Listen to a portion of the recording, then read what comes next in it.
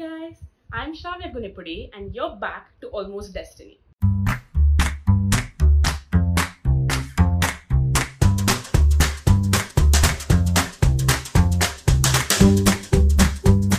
Today's video is going to be an informational video about how I bought my house at the age of 25. Now, just because I bought it at 25, it doesn't mean that you can't watch this video if you're beyond that age. It just means I'm going to put into this video everything that I've learned when I wanted to purchase my own house, and I had to do it on my own and I didn't really have much help. So I thought putting this video out there would help you guys understand some of the small nuances that you might not have even thought about. We all know that when we think about buying something as big as a house, the most important consideration is finance. So when we think about finance, we only think about where am I going to get the money from. But that is not the way to approach buying something as huge as a house. There are so many other factors that go into consideration, and everything ties down to what financial means you actually have. So now that we've established all of this, let's get on with it. So the first step to buying a house is to understand what exactly you want. Why are you buying a house? Is it as an investment? Do you plan to give it out for rent? Is it something that you want your family to live in? Is it an own house that you imagine yourself staying in probably once you get married? Exactly what is your purpose of this? Or is it that you want to buy a place and then just rent it out commercially or residentially? So try to understand exactly what it is that you're expecting from this house that you choose to buy. That'll help you understand exactly what kind of finance and how much finance is required. So this is where when I bought a house, I knew for a fact that it was a place I wanted to live in. So I understood that that was my primary goal. My second goal is that I wanted it to be close to my workplace because I was working and I needed to ensure that my travel wasn't very large. At the same time, I was also looking at a house that was not yet fully appreciated in terms of land value because I wanted the value to go as high as possible. So I was looking at a semi-developed area, which was a standalone apartment. I didn't have the budget for a gated community, but I wanted a standalone apartment and I wanted something that is in a decently populated road, but not too populated. So these were some of the parameters that I had looked at, and these are some of the considerations I had. But trust me, I must have driven around at least 300-400 kilometers around my entire city trying to find a place because I wasn't completely clear. So I would recommend that you understand exactly what you want from what you're purchasing. Once this is done, perform your calculations and your budgeting properly. What this means is, ideally, when we think that we want to buy a house, say we think that, okay, I want 40 lakhs for my house, but we don't consider the other expenditures that go into it. For example, if you're thinking 40 lakhs for a house, and if you're going to go for a house that is, say, under construction, you have to pay GST on top of that. So are you willing, is 40 your base budget or is it your complete budget? Because if it's your complete budget, what you're actually looking for is a house around the range of 30 to 32 lakhs. And the reason I say this is because even if there is no GST involved, you also have to think about additional requirements like, say, renovations, furniture. So all of these considerations come into play when you're budgeting out your apartment. And naturally, there's the question of registration fees, stamp duty, and these all add up to your initial calculation. So I had started at 50 to 60 lakhs and I ended up at 72. And that was when I realized that, okay, this is not exactly how I was supposed to plan it. I didn't realize that there was going to be so much going into it. And though I did buy a new apartment, I did have to get a lot of furniture, and that does cost money. So the furniture, if you're going to go for a new apartment, then the furniture, the paint work, all of this is going to add up to your total. So make sure that when you're saying that, okay, I want 40 lakhs, you actually have a 10 lakh leeway as well, so that you can accommodate all the additional expenditures that you might not have thought about. The next one is property type. So like I've briefly touched upon before, you need to think about whether you're looking for something that is ready to move in, that is new. Is it old? Are you looking for a first-hand, second-hand apartment? These kind of considerations. So number one, if you're going to go for a brand new apartment that is already constructed and ready to move in, that means you have to make all your payments and everything has to be done within the span of 1 month. So that means you need to have your finances ready. However, if you're in the progress of getting your finances and you would like to have a say in how the building is constructed, meaning say when when a flat is under construction, what happens is you get a say in how big you want your kitchen. Do you want a wall here? You can also ask them to break down the wall. You get a say in the initial paintwork, false ceiling, everything, including where you want your cupboards. The whole plan is decided by you, and that's exactly how I got my house done, which was, it did not cost me extra, by the way. It was not expensive, because when they are constructing it and you tell them how to do it, it just goes along with the building cost.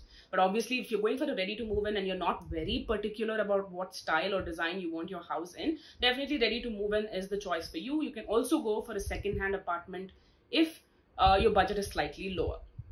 Next, if you're going to go for a house that is yet to be constructed, be prepared to pay GST along the way. So in the percentage of completion method, as and when the completion status keeps on going, you have to add GST to your final amount, and this is definitely explained to you by the builder, so that part is not an issue. But just understand what it is that you're actually looking for, what is the timelines you have to gather your finances, and these kind of things play a role in understanding the type of property that you want. Moving on, another consideration is your family and your expenses. What is your regular expenditure looking like? Is it on a higher side? Is it, say, 30% to 40% of your income? Can you reduce it further? So these are some of the considerations, because when you plan to buy a house, you need to ensure that literally everything else goes away. So for a time period of, say, 5 to 7 years, you need to focus entirely on securing enough down payment, which would be around 10 to 20% of the entire property value, so that is the kind of money that you save, and you ensure that that money can be given towards your house, and then you pay the loans gradually. Okay, so that's how it works. This could entail talking to your family about the expenses, telling them that, we need to cut down a little bit for a few years so that we can actually settle down in a place of our own. What I did personally was I moved into a very small apartment for 6 to 10 months to gather all that money, and that very small apartment saved me rental income of at least 15,000 per month, which was a great saving, which means that was an extra 15,000 for 10 months, a 1.5 lakh saving, which is a very high amount. You need to think about all these thousands coming together as lakhs. So that's how you kind of, get money. I also sold off a lot of my old furniture to buy new furniture. So that's where a lot of my money went. So if I sold a couch for, say, 15,000 and I spent like 40,000 on a new couch, I only had to pay the difference amount. So I did sell a lot of my old furniture to buy new furniture. But if you have old furniture you would like to keep, definitely keep it. So this is one consideration you need to have, because you need to plan ahead. The next consideration is your type of income. So you could either have salary income or business income, or probably income from other house properties. Any kind of income that you have, just think about what kind of loan it gets you, because these are the things that actually go hand in hand. So coming to income, salaried income, obviously I have salaried income. That was one of the primary strengths for me to go for a house, because it's stable, it's steady, you get yearly promotions and you get bonuses. So you know that eventually you will be able to pay off your loans. So definitely income type is something that you need to consider. If you have a business income, naturally getting a house loan would not be possible. So you need to look at alternatives such as personal loans, etc. And also you need to consider having a trend of at least 3 years of profit. I would recommend this strongly, just so that you know that your business is going up the ladder. And now, for example, in a situation like COVID, paying for a person with a business income to pay a house loan to pay a loan towards a house would become very difficult. So do consider all these nuances before you think about buying a house, because your type of income determines exactly how much flexibility you have when it comes to taking a loan. And lastly, obviously, the type of loan. I personally took a house loan, and for the down payment, because I did not have enough savings at the age of 25, I took a personal loan. So the personal loan helped me provide immediate down payment, and then the housing loan obviously is still continuing. That is for the around 75% of the house value. So one thing I learned, and I live in Hyderabad, by the way, is that you get 75% of property value if you're an unmarried woman, and 80% if you're a man. So I got 75% of my house allowance, and then I got another additional top up for renovation, which was around 4 to 5 lakhs, which is what they give you. So that was a house loan at the rate of around 8.2 to 8.5%, which is a very good interest rate. So definitely housing loan is a big boon, definitely go with it. And I had a personal loan because I didn't have the down payment that is required, and I used the personal loan, and now 2.5 years later I've paid it off completely. So that's something that was a great boon for me. It helped me a lot when I needed it. So these are some of the tips that I wanted to give you when you're thinking about buying a house. So do keep in mind some of these pointers, and I hope that at least one of them has helped you out. Before I leave, I would like to give you some additional tips. Some of these tips actually helped me gain whatever I wanted, which is definitely my own house, in a very quick period of time. The first, freelance work. So I did a lot of freelance writing when I was studying, and I also did a lot of freelance writing when I'm doing a job. The second tip I have is to definitely consider prepayment and foreclosure options for your banks. Now, when you're taking a loan, often you do come across multiple features. A couple of features that you really need to focus on is the prepayment and foreclosure. Now, prepayment means to pay lump sums in advance. So assuming your monthly EMI say 25,000, then you can pay up something like 2 lakhs, 3 lakhs at once. Say you're getting a bonus, or you did well in your business, you have some additional cash lying around. You should be able to prepay your house loan without having to incur extra charges. And foreclosure is where you close the entire amount at once. So for personal loans, they do have this system wherein you can foreclose a loan without much of additional charges after 1 year of taking the loan.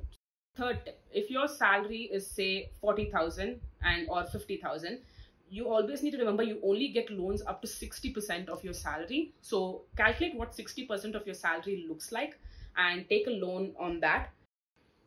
Another thing is you can claim tax benefits if you are a salaried employee. And lastly, I think one thing that helps, and probably this is something that I couldn't do much of, but what really helps is to be able to have family members that you can take loans from.